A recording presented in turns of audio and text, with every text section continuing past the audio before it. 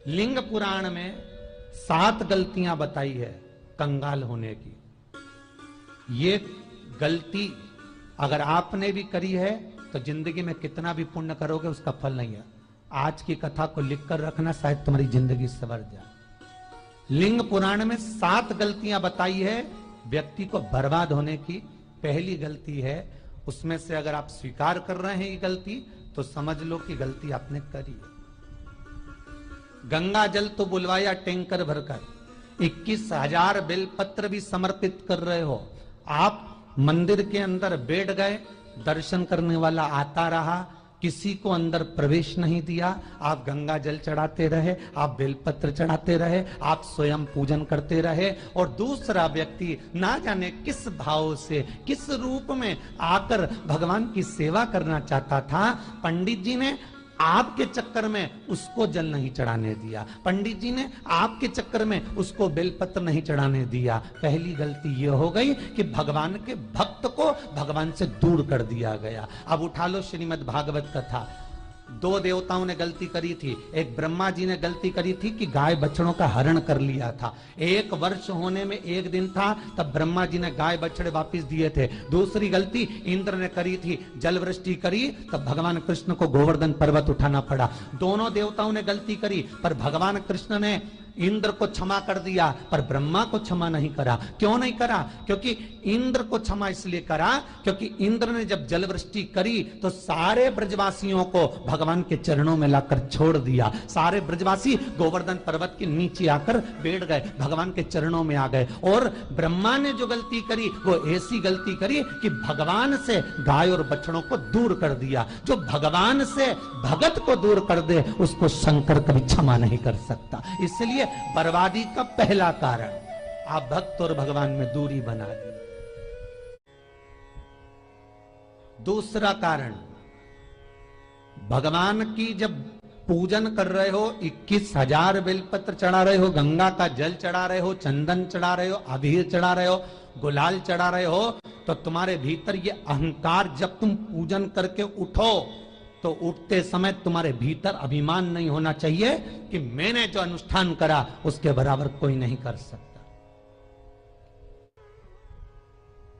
तीसरा कारण कहा कि भगवान की सेवा तो आप कर रहे हो, भगवान की चाकरी में तो आप लगे हो, भगवान की आराधना भी कर रहे हो, दिया भी लगा रहे हो, धूप बत्ती भी लगा रहे हो, स्नान भी करा रहे हो, पंचामृत स्नान भी करा रहे हो, सारी पूजन अर्चना सब तुम कर रहे हो। पर हो सकता है इस पूजन अर्चना में आप केवल 3 घंटा पूजन करते हो और बाकी के समय किसी न किसी की जीवात्मा को दुख पहुंचा रहे हो। एक कथा में एक बात कही थी कि भले मंदिर में दिया मत लगाओ, भले मंदिर में जाकर धूप बत्ती मत जलाओ, भले मंदिर में जाकर भोग मत लगाओ, भले मंदिर में जाकर जल मत चढ़ाओ, कुछ मत करो, भले भगवान को नए कपड़े मत पहनाओ, भले तुम्हारी मर्जी पड़े भगवान को भोग मत लगाओ, पर शास्त्र कहता है कुछ मत करो, पर एक काम जरूर करना कि किसी के चेहरे पर प्रसन्नता ला देना तो मंदिर में दिया जलाने के बराबर होगा। किसी के चेहरे पर चमक ला देना, प्रसन्नता ला देना तो अगरबत्ती लगाने के बराबर होगा। किसी गरीबड़े के, किसी दुखी के चेहरे पर अगर तुमने प्रसन्नता ला दी तो वो भगवान को कपड़े पहनाने के बराबर होगा। मालूम पड़े तुम मंदिर में पूरी सब्जी बांटो, मंदिर में भोजन कराओ, मंदिर में सारा पकवान चढ़ाओ, और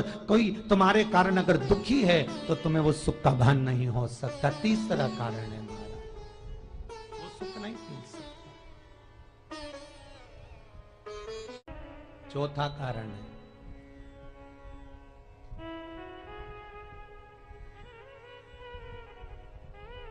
महाराज,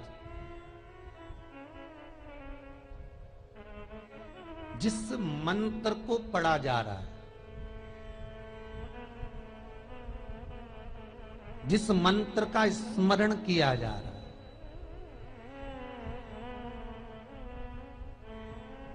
जिस भगवान की माला को हम जप रहे हैं, हम पाठ कर रहे हैं, उसमें त्रुटि उठा लीजिए दुर्गा सप्तशती।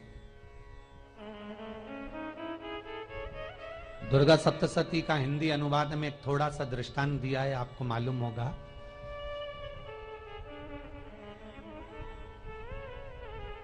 एक जजमान सप्तशती का पाठ कराते थे नवरात्रे में। नवरात्रे पूरे होते थे और उनकी पत्नी मर जाती थी। सप्तशती के अंदर लिखा है, बहुत ध्यान से सुनिएगा। दुर्गा सप्तशती का पाठ कराते थे और पत्नी नवरात्रे के बाद 4 महीना 3 महीने के बाद मर जाती थी। बहुत दुखी था सेठ। एक शादी करी, दूसरी करी, तीसरी करी, चौथी करी, चौथी पत्नी भी मर गई। बहुत दुख हुआ। आज वो गुरुजी के पास चले गया, गुरुदेव, गुरुजी, गुरुदेव, गुरुदेव। गुरुजी बोले क्या हो गया? सेठ जी बहुत दिनों के बाद आ रहे हो, क्या बात है गुरुदेव?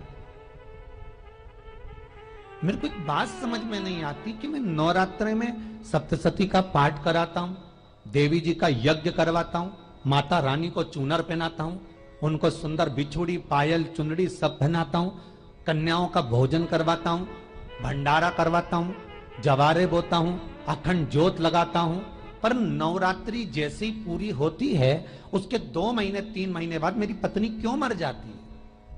4 पत्नियां मेरी मर चुकी हैं, 5वीं मैंने शादी करी है। गुरुदेव आप कृपा करिएगा, कुछ तो बता दीजिए, कुछ करुणा कर दीजिए।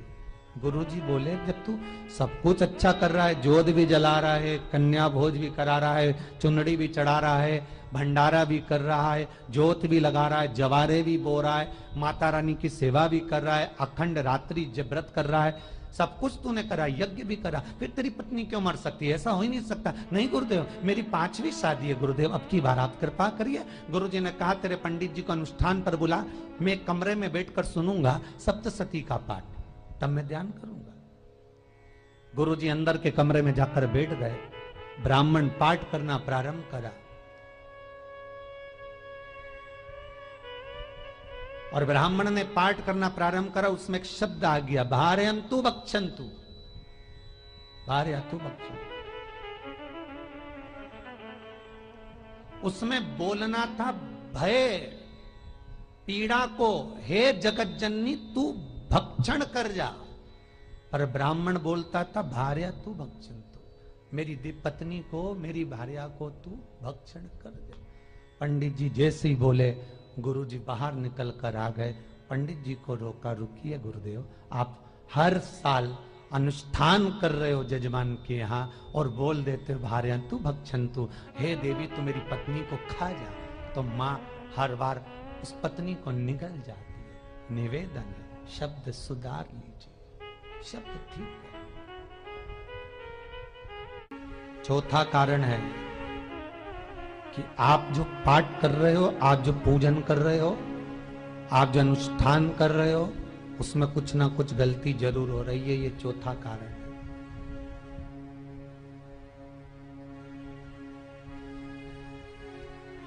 एक बार पूरे घर के लोगों को बिठाओ, अपने घर के लोगों को, मम्मी से पूछना, मम्मी तुम कौन कौन सा पाठ करती हो? एक बार मम्मी से पूछना। फिर एक बार पापा से पूछना, पापा आप कौन कौन सा पाठ करते हैं सुबह? फिर बहू से पूछना, भाभी आप कौन कौन सा पाठ करती हो? फिर छोटी दुल्हन से पूछना, छोटी दुल्हन तुम कौन कौन सा पाठ करती हो? भैया आप कौन कौन सा पाठ करते हो? आप कौन कौन सा पाठ करते हो? पूछना। जब घर के अंदर बड़ी बहू अलग तरह का पाठ कर रही है, छोटी बहू अलग तरह का पाठ कर रही है, मंजली बहू अलग तरह का पाठ कर रही है, माँ अलग तरह का पाठ कर रही है, पति अलग तरह का पाठ कर रहा है, तो उसका जो प्रभाव है, कौन सी चीज कहां टकरा रही है, जिसके कारण घर में रोग इतना है कि कोई सही होने वाला ही नहीं है। अब तुम कहो कि सीवर वाले गुरुजी ने उपाय बताया, हमने बहुत करा, पर सही क्यों? तो सही क्यों नहीं हो रहा है? उसका कारण है या तो बड़ी बहू जो पाठ कर रही, या सास जो पाठ कर रही, या पति जो पाठ कर रहा है, नाते जो भी उस घर के अंदर रहकर जो पाठ अर्चना कर रहा है, उसमें जरूर कुछ ना कुछ ऐसा हो रहा है जिसके कारण वो काम नहीं कर पा रहे। उसमें कुछ ना कुछ गलती हो रही है जिसको तुम समझ नहीं पा रहे, जिसको तुम अपने आप को बहुत विचार करते हो कि मेरे बराबर कोई नहीं कर सकता, मैं शंकर की भगत, मैं राम की भगत, मैं कृष्ण की भगत, मैं जो करती हूँ बहुत अच्छा करती हूँ, मैंने जो किया बहुत अच्छा करा। पर हो सकता है उसी कारण आपको दुख झेलना पड़ रहा।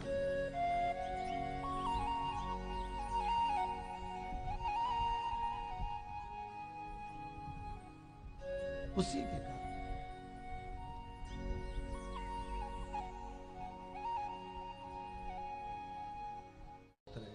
महाराज, हमने जो दान किया, हमने जो पुण्य किया, हमने जो सत्कर्म किया, वो किस जगह पर लगा? पांचवा सूत्र,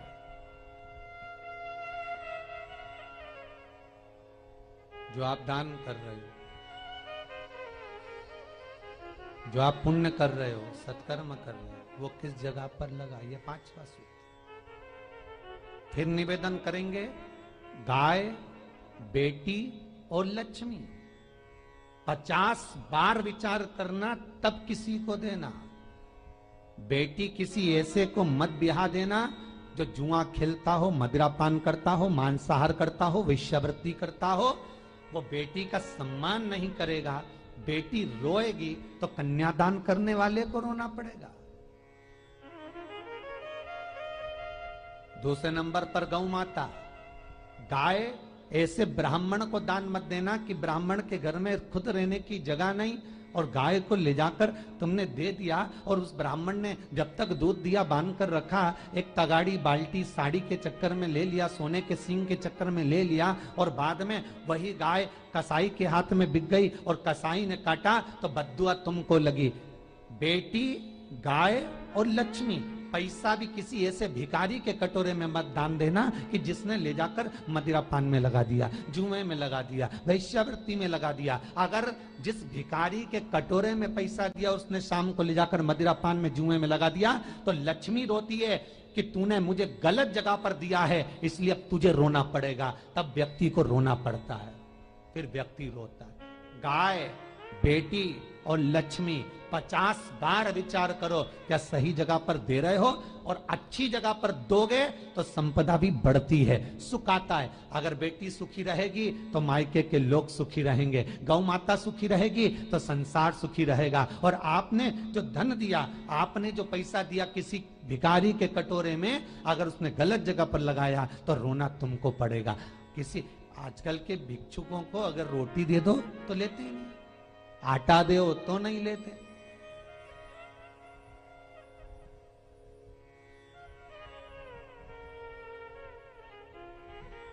पहले के समय में जो भिक्षुक आते थे ना, तो रोटी बनी हुई मांगते थे। बूढ़ी बूढ़ी माताएं जानती होंगी, चिमटा बजाकर, घुंघरू बजाकर कहते थे भोजन, तो 2 रोटी निकाल कर दे दी जाती थी घर से। लो बाबा, तो माता इतना प्रेम रखती थी, केवल रोटी नहीं देती थी, बाबा बैठो हम सब्जी लाकर देते। इतना प्रेम था बुजुर्ग माताओं का, बैठो। और आज के जमाने में अगर रोटी दे दो तो फेंक दे नली में ले जाके, पैसा चाहिए। क्यों? शाम को पीने के लिए चाहिए ना, मदिरा पान के लिए, मांसाहार के लिए, जुए के लिए, वैश्यावृत्ति के लिए धन चाहिए।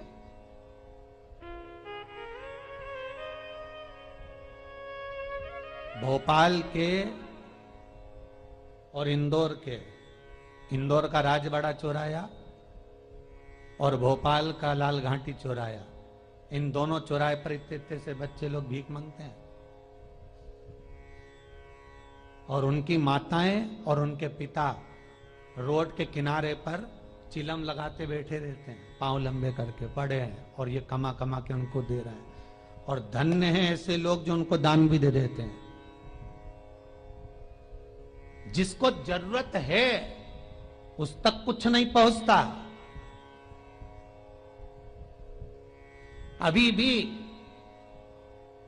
4-6 महीने लॉकडाउन चला, जिसको जरूरत थी एक रोटी की उस तक कुछ नहीं पहुंचा, और जिसके पास में पहले से भरा हुआ था उसने और ले जाके भर लिया। जिसको जरूरत थी उस तक नहीं पहुंचा। अभी ठंड आ रही है, बहुत सारी संस्थाएं कंबल बांटेगी, रेलवे स्टेशन पे लोगों को कम्बल उड़ा रहे हैं, कोई सो रहा है जमीन पर उसको कम्बल उड़ा रहा है, बस स्टैंड पे चले गए कोई रोड पे सो रहा है कम्बल उड़ा रहा है, तो इतना बड़ा नाम चलेगा कि उनने कम्बल उड़ाए, कम्बल उड़ाए, कम्बल उड़ाए। और वो कम्बल जिसको उड़ाया वो दूसरे दिन जाकर कपड़े की दुकान पर बेच के आ गया, 200 रुपए लिया है, रात को पीकर फिर सो गया, क्योंकि फिर कहीं कहाँ आएगा, फिर उड़ा के चले जाएगा, क्योंकि इन्होंने तो ये करके रखा है कि नाम कमाना है तो कम्बल उड़ाए जाओ। जिसको जरूरत है वहां तक सामान नहीं पहुंचता भाई, जिसको जरूरत है वहां तक सामग्री नहीं पहुंचती भाई। आपने दिया और उन्होंने ले जाकर बेच दिया, और फिर सोचते हो कि मैंने तो पुण्य करा है। कई लोग कहते हैं मैंने दान करा, मेरे को इतना फल मिलेगा। काहे का दान करा? ऊपर तो जा, यमराज के डंडे पड़ेंगे।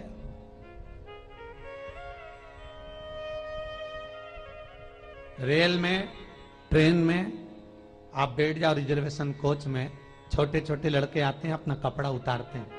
सही बोलना रे भाई, जितने लोग टीवी पर कथा सुन रहे हो, छोटे छोटे बच्चे अपना कपड़ा उतारेंगे और पोछा लगाएंगे रेल की बोगी में। जब गवर्नमेंट ने स्वीपर रख रखे हैं तो तुम्हें अंदर आने का किसने कहा? कौन ने कहा कि तुम अपना कपड़ा उतार के पोछा लगाओ? और वो अपने शरीर का कपड़ा उतार कर पोछा लगाता है, आपके आगे हाथ फैलाता है, आप एक एक दो रुपए दे देते हो। वो अगले स्टेशन पर उतरता है, कोई सूंघने की सामग्री लेता है, सूंघ सूंघ के वो बर्बाद हो जाता है और कहीं कूद कर मर जाता है। उसके मरने में 1 रुपया तुम्हारा भी लगा है, इसलिए नरक तुमको भी भोगना पड़ेगा, क्योंकि उसके मरने में तुमने हेल्प करी है।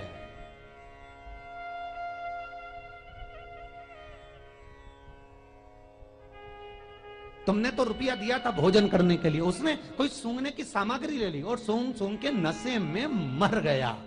उसके मरने में 2 रुपए तुम्हारे हैं, 1 रुपए तुम्हारा है, तो भोगना तो तुमको भी पड़ेगा ना।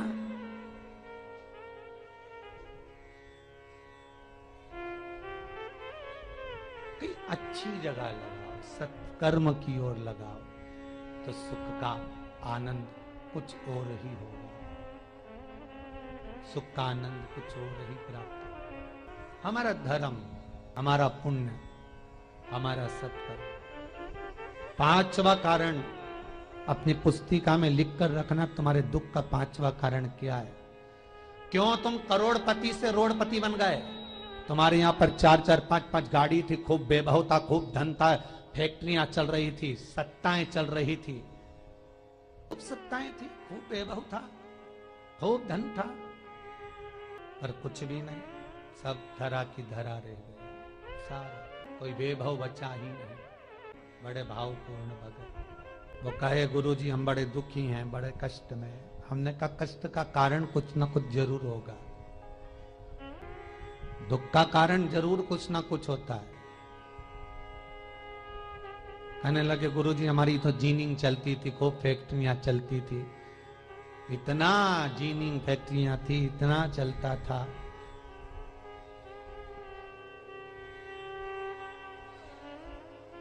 इतनी जीनिंग चलती थी, इतनी फैक्ट्रियां चलती थी, गुरुदेव बहुत दुखी हो गए। हमने कहा दुख का कारण, जो ये 7 कारण है शिव महापुराण के, लिंग पुराण में जो 7 कारण बताए हैं दुख आने के, जब फैक्ट्रियां अच्छी चल रही, जीनिंग अच्छी चल रही, व्यापार अच्छा चल रहा है, तो 7 कारण बताए हैं कि आप उन 7 कारण में से कोई कारण आपके साथ में हुआ है जिसके कारण आप रोड पर आ गए, करोड़पति से रोडपति बन गए। कभी कभी नगर में, गांव में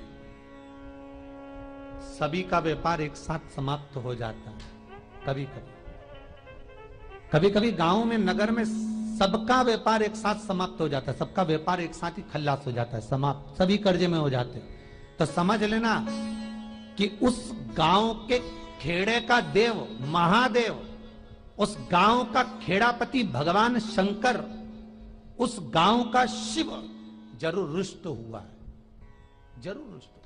उसको मनाने का प्रयास करो, जिससे अपनी नगर, अपना गांव फिर उन्नति की सीढ़ी पर चढ़ जाए। 5वां कारण मंत्र जाप को, अर्थात तुम्हारा फिर निवेदन, गाय, बेटी और लक्ष्मी 50 बार विचार करना, तब देना, नहीं तो मत दे, मत दीजिए। और महाराज भगवान शिव की कथा का छठा कारण बता रहे, हमारे दुख का कारण छठा कारण।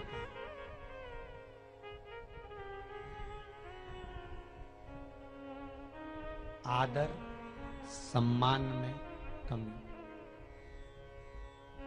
घर के जो बड़े हैं, घर के जो बुजुर्ग हैं, घर के जो आदरणीय हैं, उनका सम्मान नहीं कर पाए।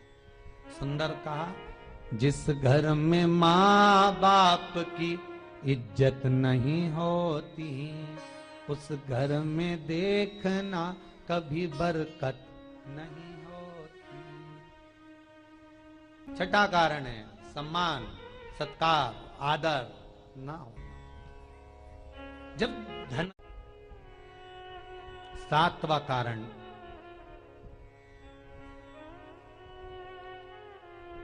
ये अंतिम कारण है।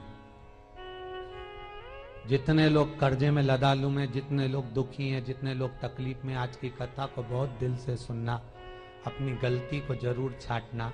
मुझे विश्वास है मेरा भोलेनाथ, आप अगर गलती को स्वीकार कर लोगे तो शंकर वापिस आपको करोड़पति बना देगा, लखपति बना देगा। शंकर आपके भंडार फिर भर देगा। 7 कारण में से अपनी गलती को जरूर छांटना। साहब की आपने गलती कौन सी करी, और अपनी गलती को छांट ले, यही सबसे बड़ी बात है ना। लोग सुनने के बाद भी नहीं छाटेंगे। नहीं, मैंने तो कुछ करा ही नहीं, मैं तो कुछ कर ही नहीं, बस मैं ही तो है। हरी जगदम्बा, वो मैं ही फंसा है बीच में।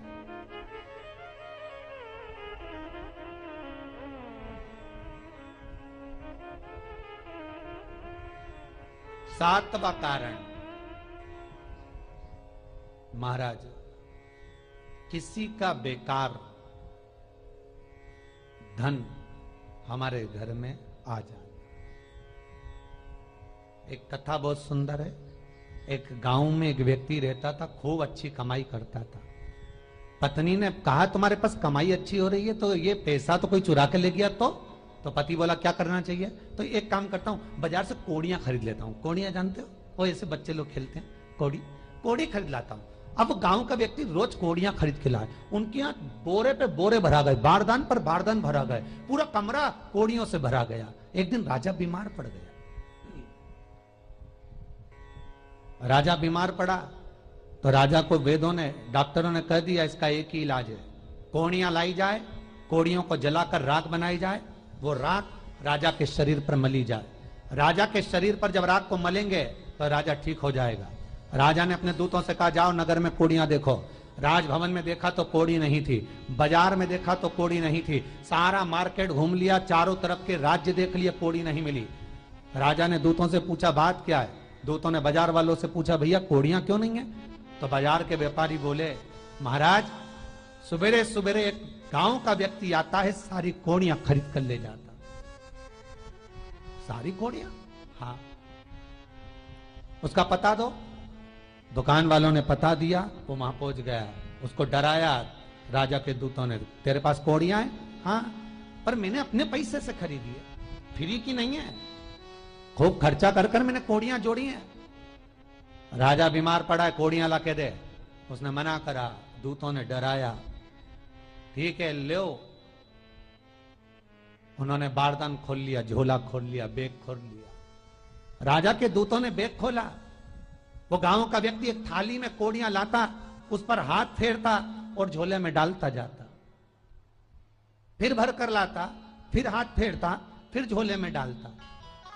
राजा के दूतों ने कहा, एक बार में पूरा बारदान उठाकर क्यों नहीं दे देता? ये बार बार हाथ क्यों फेर रहा है? वो गांव का व्यक्ति बोला, महाराज मैं कोड़ियों को थाली में भरकर हाथ इसलिए फेर रहा हूं, इन कोड़ियों में से मैं वो एक कोड़ी ढूंढ रहा हूं कि ऐसी कौन सी कोड़ी मेरी इन कोड़ियों में आकर मिल गई जो मेरी इतनी सारी कोड़ियों को लेकर जा रही है। बस वो चरित्र याद करना कि एक कोड़ी हमारे घर में कोई ऐसी आ जाती है जो सारी रखी हुई कोड़ी को लेकर चली जाती है। और जिंदगी में, घर में धर्म की, पुण्य की, सत्कर्म की एक कोड़ी ऐसी आ जाती है जो शिव महापुराण की कथा करवा देती है। वो कोड़ी को ढूंढना कि वो कोड़ी कौन सी है।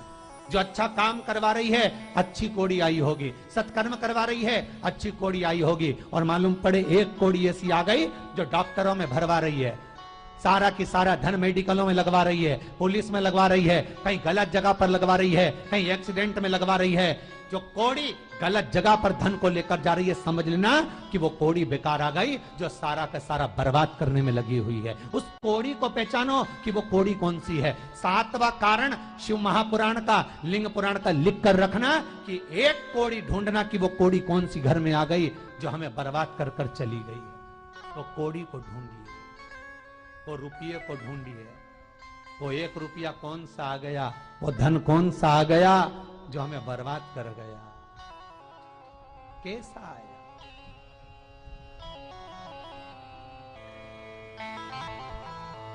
धन कौन सा आ गया ऐसा जो हमें बर्बाद कर दे।